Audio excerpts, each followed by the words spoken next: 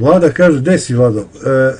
Prebaci mi čovjek kako Amerika kontroliše mora, potope svako koje ne sluša. Tu se zamislim čiji bi ratne brodovi potapali kad su u međunarodnim morima samo njihovi brodovi i brodovi njihovih saveznika. Beše skoro, slatko sam se smejao, dobro, to valjda tako treba bude. Čiji su brodovi? Pa ruski su brodovi, čiji bi brodovi bili, zna se ko je glavni baja, Rus. Ko kontroliše svetska mora, Rus.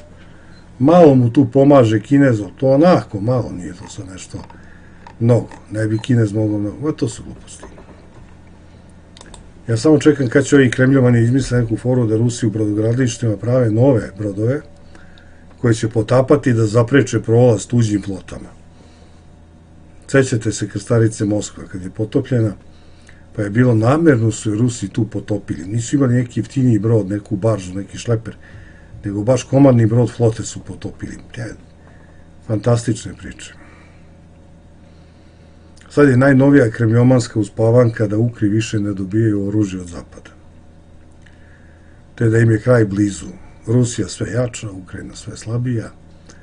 Rujke i slobodoljubiva Gologuzija izbacuju dolar iz razmene, iako rublja sve više pada u odnosu na taj dolar koji gubi trku. Vesela Venecuela pruža podršku Rusiji, Zanzibar pruža podršku, da, Zanzibar pruža podršku. Kako možemo se oglušimo o podršku Venecuele i Zanzibara? Paradoks je u tome što svi Rusomani kenjaju kako se događaju u svetu, ubrzavaju, svet se dinamično menja, sećate se toga. Iz unipolarnog prelazi u multipolarni, ali ne vidi se u toj brzini koja je takva da ljudsko oko i um više ne mogu da prate dovršenje tog jebenog procesa sa dedolarizacijom i stvaranjem multipolarnog sveta. Toliko se sve dinamično menja da nikako da dođe do toga. Ubrzavaju se događaji i traju četvrt veka, bez šanse da se tako ubrza nikada dovrše. Ikada iz perspektive jedne generacije, šta će biti za 200 godina, ja ne znam. Čitava rusomanijačka priča je jedno pomalo uvrnuto prepričavanje golotočke sage. Priča o kravama koje daju ruskim kravama, naravno, koje daju 50 litara mleka. Imaju rep od 9 kila mesa. Odsečeš rep, ponovo naraste do jeseni.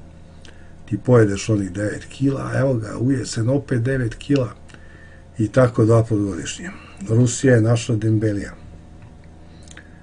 Naravno, Rusija je prirodni predvodnik slobodoljubivog sveta koji svakodnevno gazi Ameriku ko pijan žito, dok istovremeno čitavo vođstvo Rusije na čelu sa carem štedi u dedolarizovanom dolaru i drži decu na tom buđevom zapadu.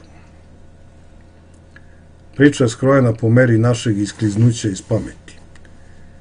To što smo iskliznuli iz pameti pomaže nam da razumemo te svetske trendove, a iskliznuli smo pre 30 godina, kad je slovo počeo da nas mesi. U te priče koje mi pričamo ne veruju ni sami Rusi, bar većina ne. Nije to samo pusta vera, ima tu i nešto hoštapleraja među profesionalnim promoterima priče. Oni koji profesionalno rusuju, ima tu i nešto hoštapleraja i nešto para, ali ne od Rusa. Ali sirotinja raja koja veruje bez lične koristi definitivno više trunke pameti nema. Narod koji mogu da poveruje da smo bežeći sa Kosova, vojska, da smo okrećući dupe NATO paktu pobedili NATO pakt. Dakle, mi smo pobedili NATO paktu, taj narod može veruje sve. Narod koji kliče Vučiću i Đilasu takođe može sve, jer se njegovo osjećanje i razumevanje sveta razdvojili do te mere da pamet više nije ni potrebna. Mi sve osjećamo, ništa ne razumemo, dotle smo došli. Propali smo toliko da više nismo ni tragični, više smo smešni. A to je onaj pad koji i čovek lično i narod dovodi u sam ponor. Kad si smešan. Rusomanijačka priča je najviši izraz mentalnog sloma u Soraba. U toj priči su se činjenice života odmakle tako daleko od želje i ljubavi da ne postoji most koji to može sastaviti. Milioni Soraba beže iz sveta realnosti u svet mašte. Niči sputane mašte, nebo je granica. Milioni Soraba to rade. I taj svet je onaj svet u kome veliki brat sa istoka deli zauške svim onima koji su nas gnjavili i ponižavali. Smisao postojanja velikog brata je da vrati naše dugove, da nas ustoliči za vladare sveta zajedno sa njima. Ludo li je, majko moja? Čitava jedna generacija Srba je osuđena na fantaziju, jer ne može se suočiti sa realnošću. Mi izgubljeni u nedođiju, ako nećemo valjati ni sebi ni potomcima. Deca i treba da idu u inostranstvo, jer s nama ovako pametnim nemaju čemu se nadaju. Deca zaista treba beže odavde.